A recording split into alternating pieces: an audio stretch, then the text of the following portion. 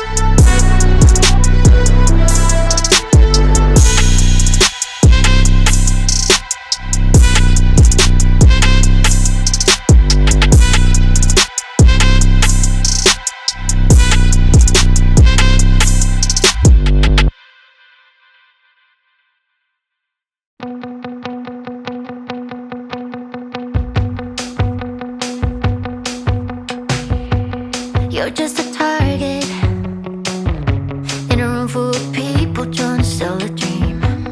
Got what you wanted, but money fade fast like a summer fling. Was it worth it? It paid your fees, flew overseas. It made you believe in stolen dreams, someone else's fears. If you think about it, forgot how to breathe. Now the weather's clear. My dear, standing face to face with the mirror, like it's zero, no one's gonna pick you up. Don't need a mask or a hero, like it's zero, but this ain't where it's like an empire, building towers and breaking heights. You wanted to be her, well, guess what? You're what you never had. They made you believe in stolen dreams, someone else's fears. If you think about it, you learn how to breathe, and now the weather's clear, my dear. Standing face to face with the mirror, like it's zero,